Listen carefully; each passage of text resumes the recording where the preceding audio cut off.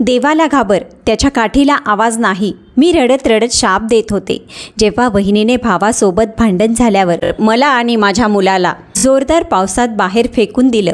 माझी तशीही तापाने तब्येत बिघडलेली होती. मी थंडीने बेशुद्ध झाले. जेव्हा सकाळी डोळे उघडले तेव्हा परिसरात गोंधळ माजला होता. मी माझं बाळ शोधत ओरडू लागले तर काही अंतरावर कुत्र्यांचा जमाव जमला होता. मी ओरडतच त्या जमावाजवळ गेले तर तडफडून कोसळले, कारण मी कधीच फार बोलत नसे. कदाचित म्हणूनच लोकांनी मला शांतपणे चिरडण्याचं कौशल्य आत्मसात केलं होतं. त्यांना वाटायचं जी व्यक्ती आवाज उठवू शकत नाही तिला वेदनाही जाणवत नाही. आईच्या निधनानंतर भावानेच माझा सांभाळ केला होता. तो माझ्यावर खूप प्रेम करायचा आणि अनेकदा म्हणायचा, राधिका, तू तर आईची आठवण आहेस, माझ्या मुलीसारखी आहेस. पण त्याची बायको दीपाली मला कधीच मनापासून स्वीकारू शकली नाही. मी त्यांच्या घरात बहीण नव्हते, फक्त एक नोकराणी होते. सूर्य उगवण्याच्या आधीच माझे डोळे उघडत आणि जेव्हा सगळे घरातले आपापल्या खोल्यांमध्ये आरामात झोपलेले असत तेव्हा मी काही क्षण विश्रांतीसाठी अंथरुणावर जात असे. दीपालीचे शब्द माझ्या कानात सतत घुमत असत. ही मुलगी फारच आळशी आहे, हिला कुणी काही शिकवलं नाही. अहो, जर मी नाही शिकलं तर सासरी जाऊन काय करेल. कधी ती म्हणायची, राधिका बाथरूम साफ कर, आणि कधी म्हणायची, चादरी बदल, जेवण बनव, कपडे धुवून टाक.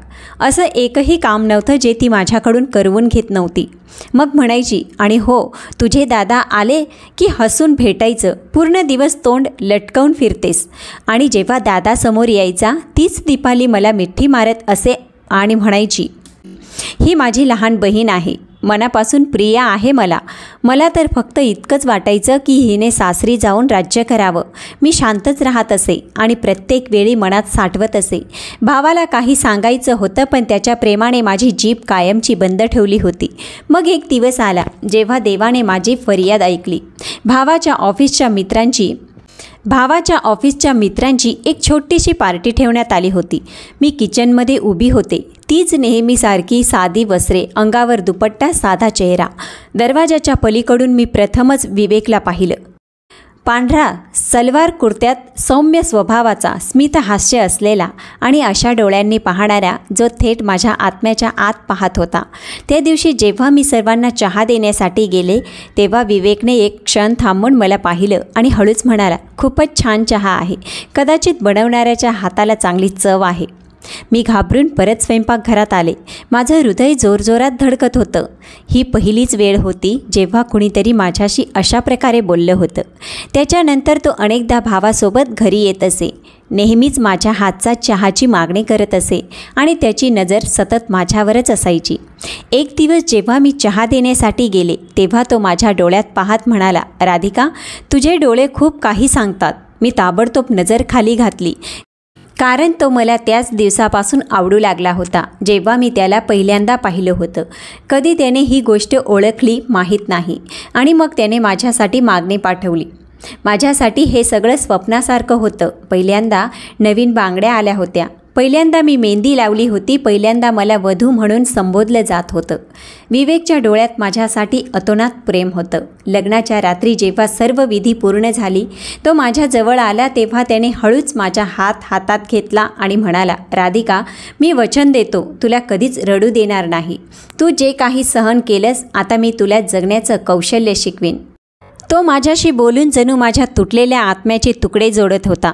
आमचं आयुष्य खूप सुंदर होतं. विवेक सकाळी माझ्यासाठी चहा बनवत असे, संध्याकाळी माझ्या बनवलेल्या जेवणाची स्तुती करत, आणि मग 4 वर्ष अशीच निघून गेली. आयुष्य एक वसंत ऋतू झालं होतं.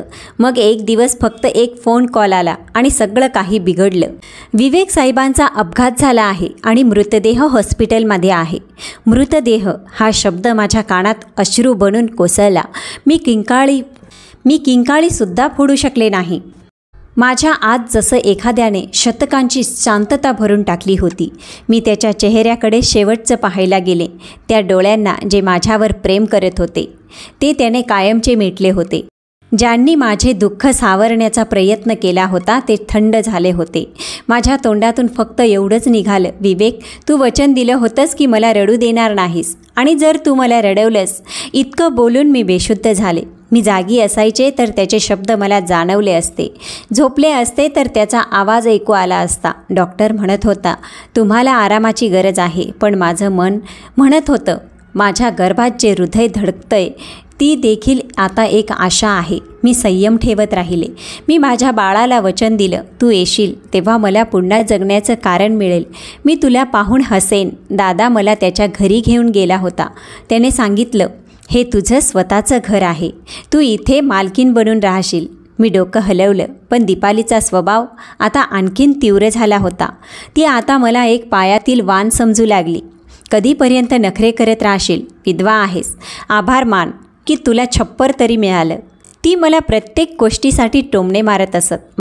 माझं शांत राहणं आता सगळ्यांना न समजणारी गोष्ट नाही, तर माझी मजबुरी बनली होती. आयुष्याने मला शांततेत जगायला शिकवलं होतं. मी कधीच किंकाळी फोडणं शिकले नव्हते. कदाचित म्हणूनच माझ्या किंकाळ्या आतूनच गुदमरून राहत होत्या. दीपाली आता फक्त माझी वहिनी नव्हती, माझ्यासाठी ती दुःखाची प्रतिमा बनली होती. आणि ती दररोज काही ना काही असं बोलायची जे माझ्या मनावर आमल्यासारखं झिरपत होतं. मी शांतपणे किचनमध्ये उभी भांडी धुत होते. जेव्हा फ्रीजमधून पाणी काढत होते तेव्हा ती आपोआपच सुरू झाली. तुझा नवरा मेलाय, त्यात आमचा काय दोष? आता लवकर काहीतरी बघ, इथून निघून जा. दुसऱ्यालाही अडकव जसं तू विवेकला अडकवलं होतंस. माझ्या डोळ्यातून फक्त अश्रू वाहत होते. ओठांवर नेहमीप्रमाणे शांतता होती. मी नळ बंद करून लगेचच खोलीत गेले, पण तिचा आवाज माझ्या पाठोपाठ आला. हे बाळसुद्धा लवकर जन्माला घाल, म्हणजे आम्हाला सुटका मिळेल. अखेरपर्यंत आम्ही तुझं ओझं का वाहायचं? माझे हात बधीर होत होते. पायात दुखण्याची लहर धावत होती, पण विचारणारा कुणीच नव्हता. दीपाली तर अशा नजरेने पाहत होती जणू मी एखादं आजारी प्राणी आहे. मी रात्रीपर्यंत खोलीबाहेरही गेले नाही, कारण अशा परिस्थितीत तिचं कडवट बोलणं सहन होत नव्हतं. ती जेव्हा काही बोलायला सुरुवात करायची तेव्हा माझी तब्येत बिघडू लागायची. दुसऱ्या दिवशी सकाळी किचनजवळून जात होते तेव्हा उपासमारीमुळे माझे पाय डगमगू लागले. मी पाण्याचा ग्लास भरला आणि ओठांवर आणत होते. तेवढ्यात दीपालीने झपाट्याने माझ्या हातातून तो ग्लास ओढून घेतला आणि दात ओठात चावत म्हणाली, ए तुझ्या भावाला तुझ्या हातचे पराठे आवडतात. जा आधी नाश्ता तयार कर. मी जसं तवा गरम करायला घेतला माझ्या डोळ्यातून अश्रू वाहू लागले आणि मी त्यातूनच माझ्या बाळाला थोपटत होते. बाळा, फक्त काही दिवसांची गोष्ट आहे. तू येशील ना, मग सगळं ठीक होईल. पराठे, चहा, चटणी आणि अंडी प्लेटांमध्ये सजवून टेबलवर ठेवताना मी लपून माझ्यासाठी काही उरलेली भाकरी शोधायचे प्रयत्न करत होते. तेवढ्यात दीपाली सगळं जेवण गोळा करून फ्रीजमध्ये ठेवत असे आणि कुलूप लावून हसत म्हणायची, सकाळी सकाळी जेवण करून मोकळी झालीस तर दिवसभर काम नाही करणार. आणि तू तर तशीही नाजूक आहेस ना. तुला अन्नाचा वास आला की मळमळायला लागतं. खाऊन उलटीच करायची असेल तर जेवायचं काय उपयोग? दादा घराबाहेर गेल्यानंतर मला मजला पुसायला, कपडे धुवायला, बाथरूम स्वच्छ करायला लावायची. माझं मन खूप घाबरायचं, शरीर थकायचं, माझं बाळ आतून हादरायचं. कधी कधी रात्रीच्या शांततेत मी माझ्या पोटावर हात ठेवून त्याच्याशी बोलायची, जणू तोच माझं सगळं काही आहे. बाळा, तुझे बाबा तर गेले, पण तू माझी उरलेली आशा आहेस. तू येशील तर आपण जगू. मी फक्त तोपर्यंत लाचार आहे जोपर्यंत तू माझ्या पोटात आहेस. नंतर मी कुणाचे उपकार घेणार नाही. माझी तब्येत अनेक दिवसापासून खालावली होती. बाळाची हालचाल कधी जोरात व्हायची, कधी पूर्ण शांत व्हायची. जणू त्यालाही या घराच्या वातावरणाची भीती वाटू लागली होती. मी पाणी प्यायला उठले तेव्हा वाटेतून जाताना काही आवाज ऐकले, ज्यांनी माझी पावलं थांबवली. तो मध्यम पण भावना भरलेला आवाज होता. मी वचन देते, आपण लवकरच भेटू. मी तळमळतय तुला पाहण्यासाठी. तू समजून का घेत नाहीस की मध्ये जी विधवा ठेवलेली आहे तिने माझे हात बांधून ठेवले आहेत. माझ्या नवऱ्याने मला जणू बंदिस्त करून टाकला आहे आपल्या बहिणीच्या सावलीखाली. माझं हृदय जोरजोरात धडकायला लागलं. मी समजले की कदाचित ती काही चित्रपट बघत असेल किंवा एखाद्या नाटकाची नक्कल करत असेल. पण पुढचं वाक्य माझ्या पायाखालची जमीन हिरावून घेणारं होतं. मी म्हटलं ना, राधिकाला जास्त दिवस ठेवणार नाही, फक्त तिचं बाळ होऊ दे. मी तिला अशा प्रकारे बाहेर काढेन जणू ती कधीच इथे नव्हतीच. माझ्या समजुतीने धोका दिला असं मला वाटलं. नाही, ही माझी वहिनीच होती. तीच जी रोज माझ्या भावासमोर म्हणायची, तुमची बहीण आता आपली जबाबदारी आहे. आणि आता त्याच तोंडाने निघालेले शब्द माझ्या विरोधात कारस्थान करत होते. माझ्या हातातून पाण्याचा ग्लास खाली पडला आणि मी घाबरले. मनात आलं लगेच दादाला उठवावं, त्याला सगळं सांगावं, ओरडून सांगावं की जिला तुम्ही तुमचं जीवन मानत आहात ती निष्ठेची नव्हे, फसवणुकीची मूर्ती आहे. मी शांत राहिले, जशी नेहमी राहते. मी माझ्या अंथरुणावर परत आले, पण झोप माझ्या जवळपासही फिरकली नाही. संपूर्ण रात्र माझ्या आत एक वादळ घोंगावत राहिलं. दुसऱ्या दिवशी सकाळी मी माझ्याच भ्रमाच्या प्रेताला घेऊन नाश्ता बनवायला गेले. कदाचित मनात कुठेतरी आशा होती की तो सगळा माझा भ्रम होता. कदाचित ती काहीतरी वेगळं बोलत होती. पण जसं दादा नाश्ता करून ऑफिसला निघाला तसं दीपाली ताठ मानेने किचनमध्ये आली आणि तिच्या सापासारख्या जिभेने माझ्या भोवती विष पसरवू लागली. खूप शांत झाली आहेस हल्ली. काय ऐकलंस का रात्री? दरवाजाजवळ काय करत होतीस? माझ्या खोलीच्या बाहेर कान लावून उभी होतीस ना? मी सुन्न झाले. हा कसा प्रतिआघात होता? जे सत्य मी जाणत होते तेच आता माझ्या विरोधात शस्त्र बनण्यात येत होतं. मी अजून सावरलेही नव्हते की तिने मोठ्याने आवाज करून दादाला हाक मारली. तो दरवाजातून बाहेर निघत होता. ऐका, तुमची बहीण रात्री माझ्या खोलीच्या बाहेर उभी होती. माझ्याकडे लपून पाहत होती. शक्यतो माझ्या विरोधात काहीतरी कट करत असावी. मी स्वतः माझ्या डोळ्यांनी पाहिलं होतं. जेव्हा पाण्याचा ग्लास पडला तेव्हा ती लगेच तिथून निघून गेली. माझं हृदय तुटून गेलं. डोळ्यात पाणी आलं, पण जीभ मात्र बंदच राहिली. दादा परत वळून माझ्याजवळ आला. त्याच्या डोळ्यात गोंधळ आणि वेदनेचं वादळ होतं. तो काही क्षण शांत राहिला, मग हळूच म्हणाला, राधिका, तू माझ्या बायकोवर संशय घेतेस? माझा श्वास तिथेच थांबला. एक अशा प्रकारचं प्रेम जे मी कधी तोंडावर आणलंच नव्हतं, आज माझ्या नावावर लावलं जात होतं. मी थरथरत कापू लागले. दादा माझ्या आत डोकावत होता. जणू माझ्या मनातून तो उत्तर काढू पाहत होता, जे मी देऊ शकत नव्हते. माझ्यासाठी सगळं तिथेच संपलं होतं. 2 दिवसांनी ते दागिने घरातून गायब झाले, जे विवेकने लग्नात मला दिले होते आणि जे माझ्या नवऱ्याची अखेरची निशाणी होते.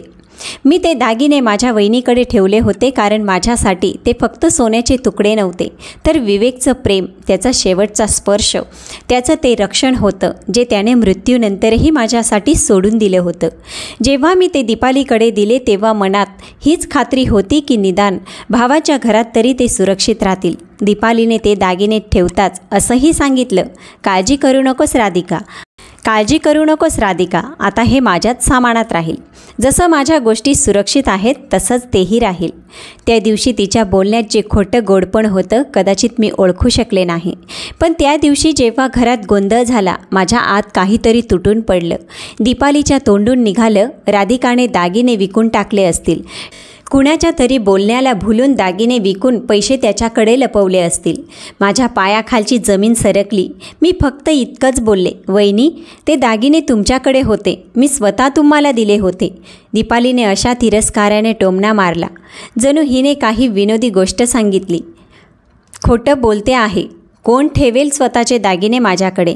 मी काय बँक आहे का? हे सगळं नाटक आहे. ही तर फक्त इतकंच पाहतेय की आम्ही तिच्यासाठी पुन्हा दागिने घेऊ. वा रे, नवरा मेला, दागिने गेले आणि ओझा आमच्यावर. माझ्या घशात काटे निर्माण झाले. मी काही बोलायचं ठरवलं होतं, पण जीभ साथ देईना. भावाने माझ्याकडे पाहिलं, माझ्या डोळ्यात काही शोधण्याचा प्रयत्न केला, पण कदाचित माझ्या शांततेने मला गुन्हेगार ठरवलं होतं. मी काही बोलले नाही, फक्त मान झुकवली. पुढचे काही तास माझ्यासाठी एखाद्या कैदखान्यासारखे होते. परिसरातल्या बायका आल्या, चहा मागवला जाऊ लागला. कोणीतरी म्हणालं, आम्ही आधीच सांगितलं होतं, अशी मुलगी घरात ठेवणं धोकादायक आहे.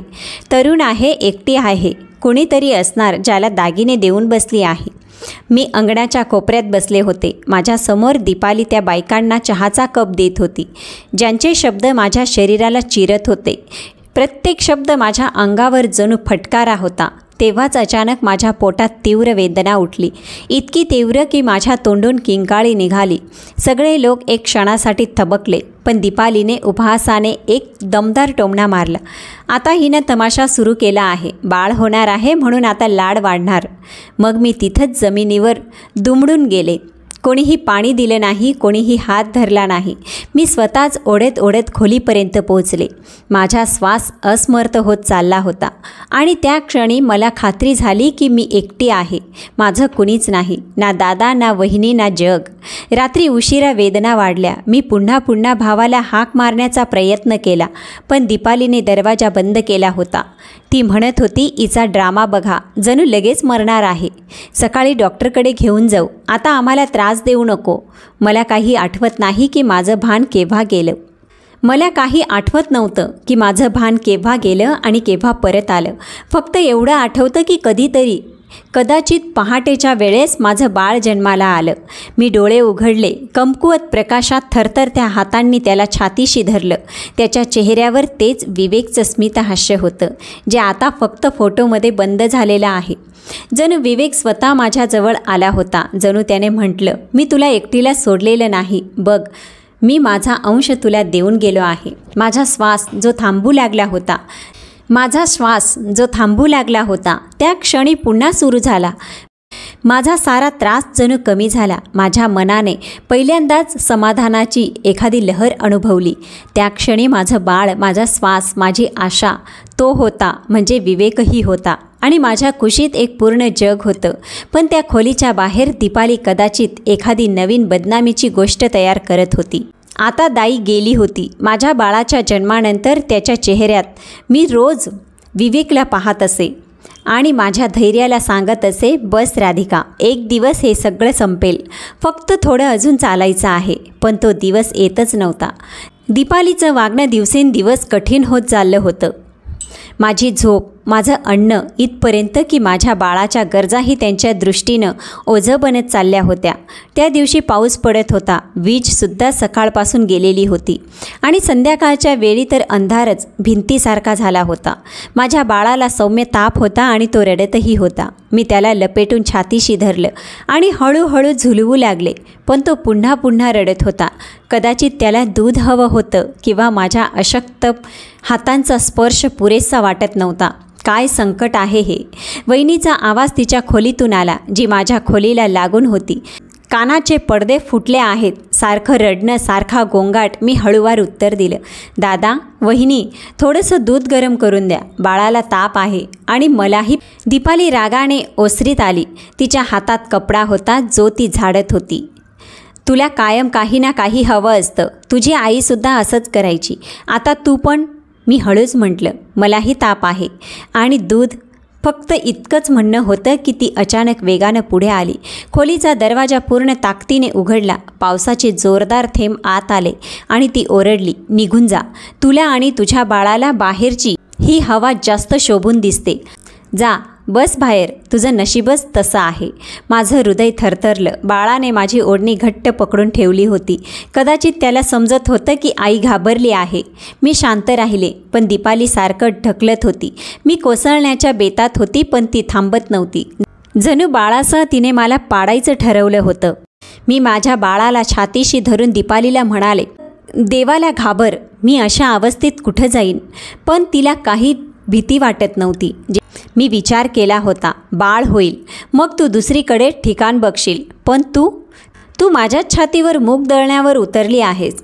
असं म्हणत तिनं मला जोरात ढकललं आणि मी थेट दारातून बाहेर पाय टाकला.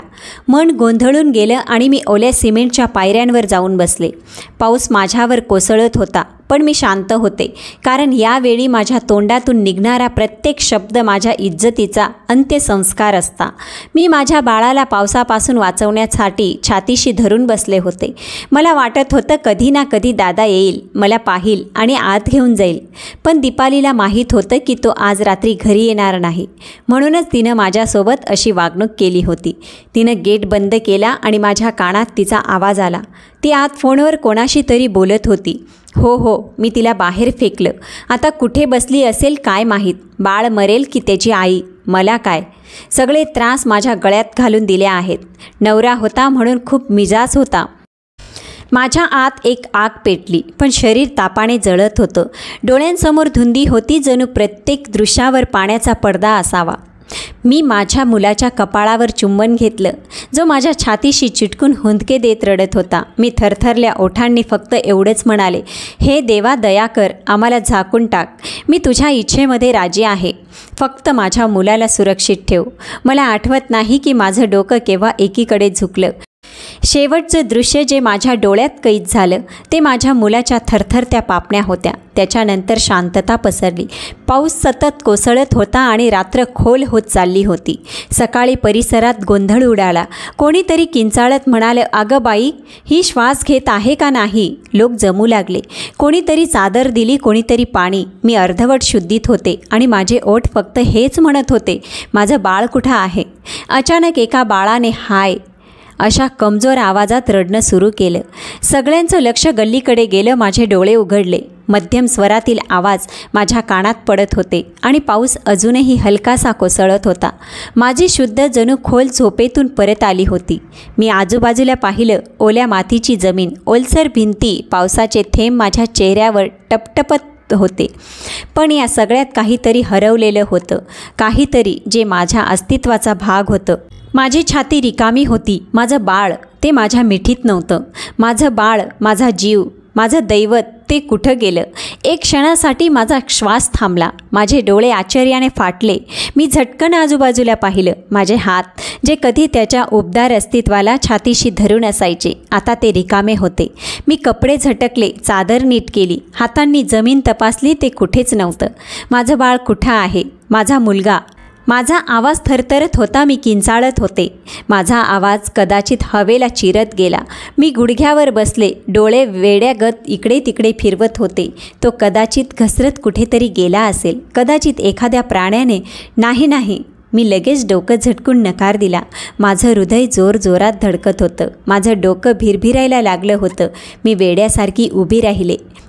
गल्लीत धाव घेत होते. चिखलात पाय अडकत होते. पाऊस आता थांबला होता, पण माझे अश्रू पावसापेक्षाही तीव्रतेने वाहत होते. माझं बाळ कुठं आहे? परिसरातील एक बाई दारात आली. ती मला पाहून दचकली. माझे कपडे चिखलाने माखलेले होते. माझे केस भिजलेले आणि चेहरा थंडगार होता. राधिका, काय झालं? हे काय हाल करून घेतलेस स्वतःचे?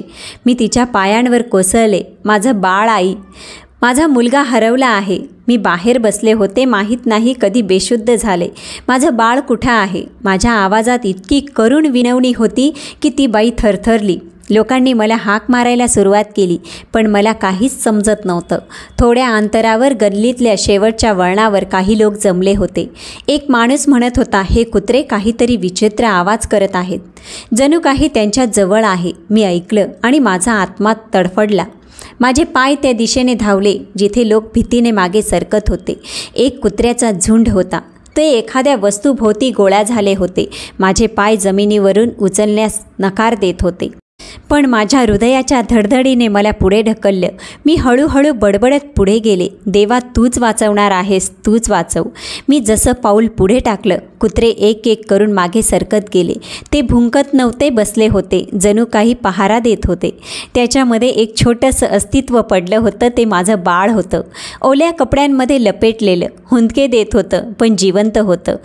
फक्त बाळच नव्हे, मी देखील कोसळले. देवा, तुझे लाख लाख उपकार आहेत. तू ऐकलंस माझं.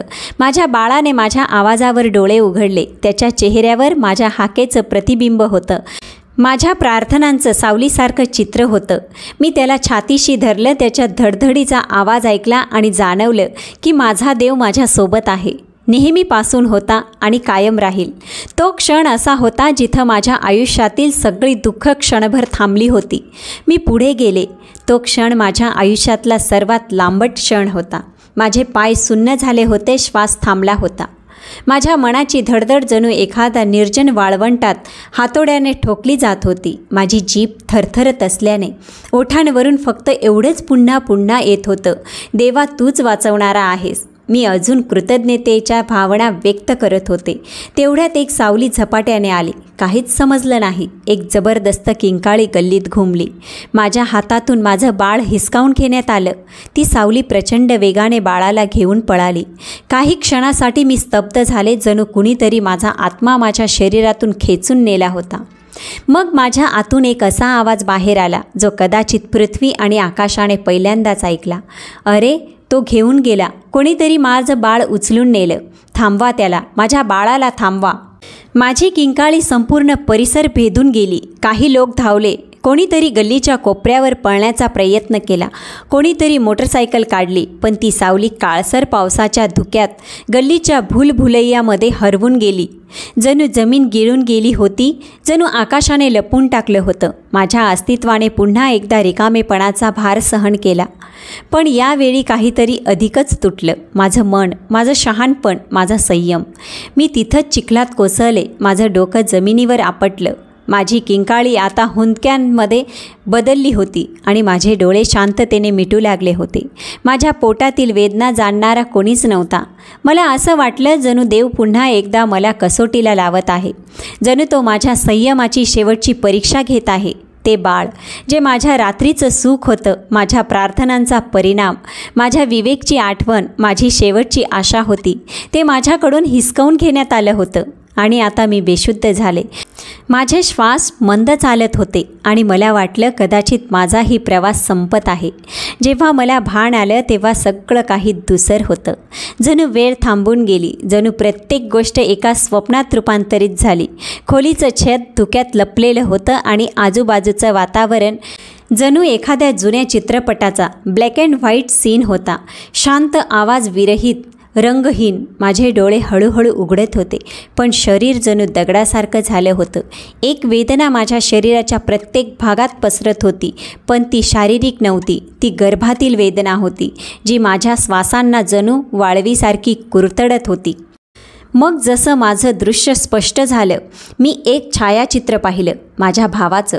तो माझ्या उशाशी बसलेला होता. त्याचे डोळे लालसर होते, चेहरा पश्चातापाने खाली झुकलेला आणि हात थरथरत होते. त्याचा आवाज माझ्या कानापर्यंत पोचला. जणू माझ्या मेंदूने समजण्यास नकार दिला होता, पण तरीसुद्धा मी ऐकलं. राधिका, मला माफ कर. तू खरं बोलत होतीस. दागिने दीपालीनेच लपवले होते. मी आंधळा होतो. मी तुझ्यावर विश्वास ठेवला नाही. दीपालीच्या आंधळ्या प्रेमात मी तुला रडवलं, तुला घराबाहेर काढलं. एक क्षणासाठी माझं हृदय रडून गेलं, पण माझ्या ओठातून एकही उत्तर निघालं नाही. माझी जीभ जणू फक्त एक शब्द बोलू इच्छित होती, माझं बाळ. मी मंद स्वरात म्हटलं, पण तो शब्द नव्हता. हृदय फाटणारी एक आर्त उसास होती. माझे ओठ कोरडे होते. डोळ्यातून अश्रू वाहत नव्हते, कारण ते कदाचित रात्रीच्या पावसात वाहून गेले होते. माझ्या अस्तित्वात आता फक्त एकच प्रश्न उरला होता, एक साद, जी प्रत्येक शिरांमध्ये घुमत होती. माझं बाळ कुठं आहे? देवा, माझं बाळ परत दे. भावाचे अश्रू वाहू लागले. त्याने माझा हात धरला. जणू अनेक वर्षाचा भार तो एका क्षणात उतरवू इच्छित होता. पण माझा हात थंडगार होता.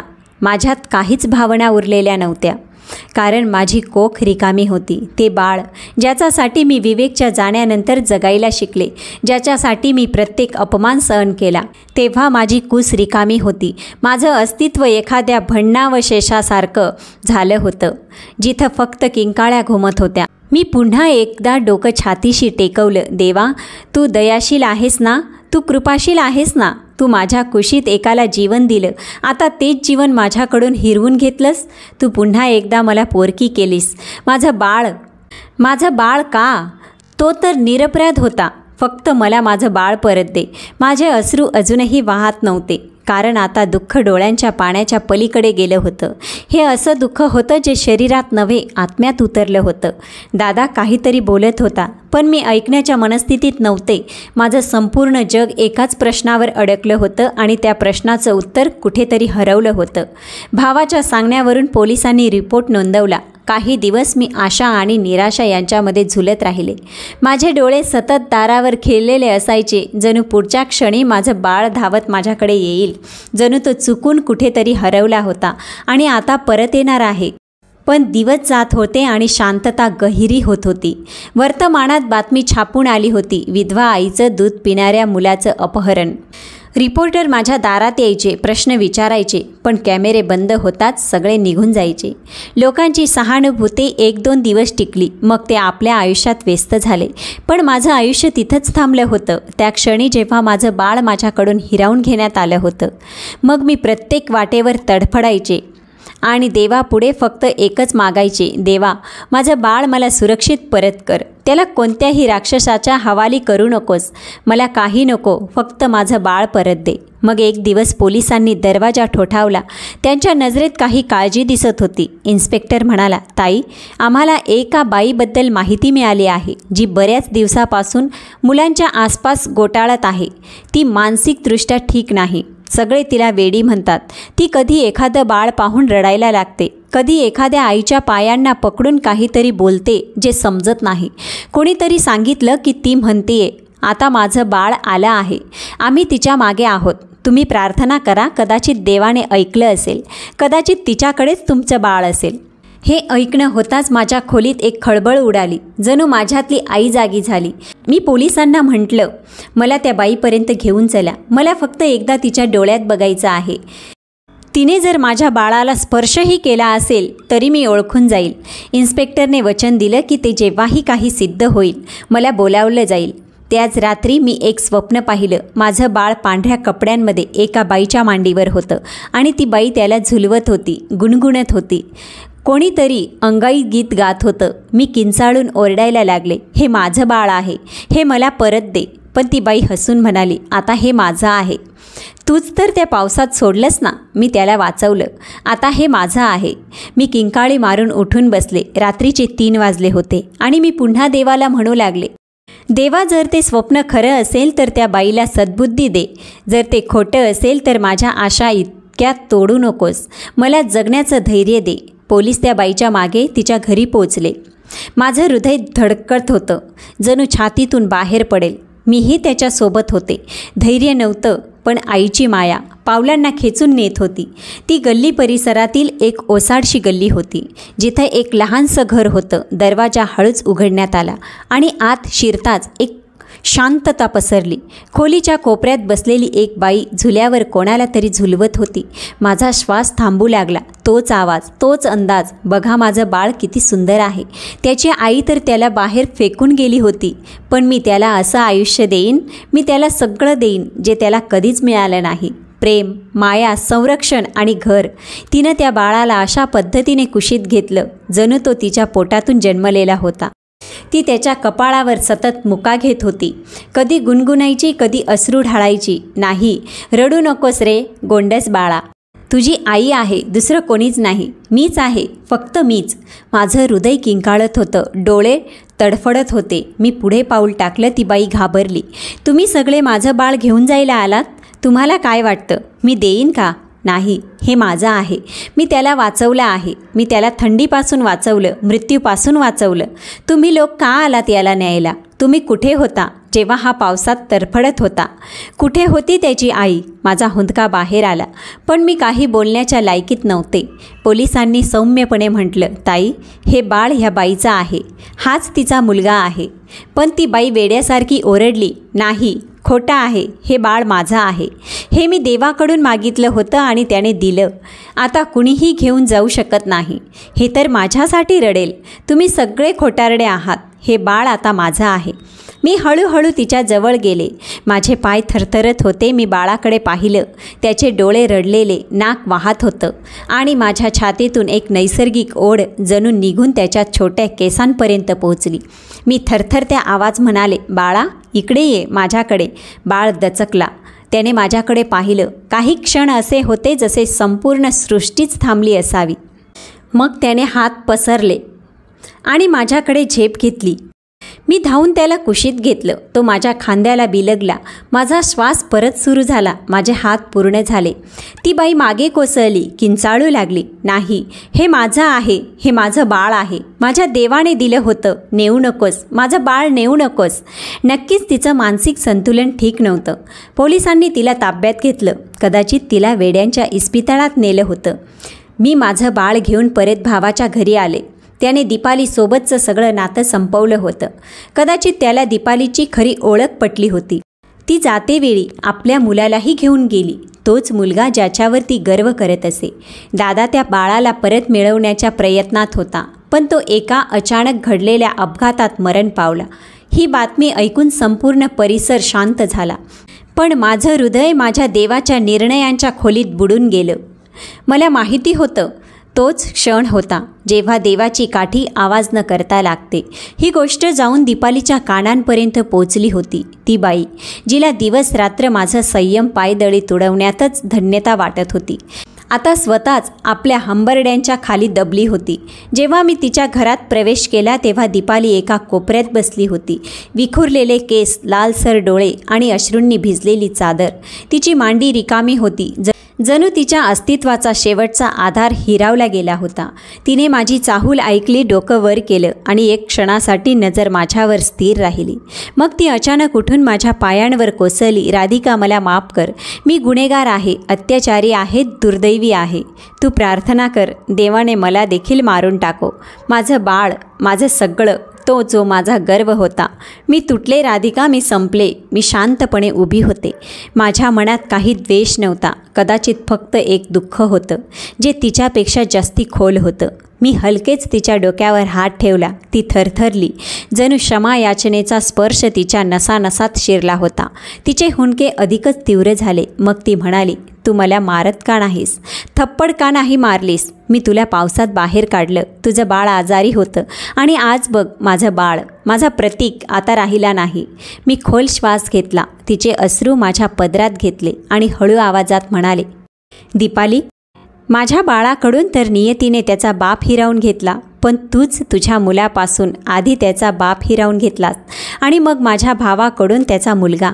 जर तू एखादं चुकीचं पाऊल उचललं नसतंस तर तो आपल्या घरात असता आणि अशा एखाद्या अपघाताच्या गर्दीत सापडला नसता.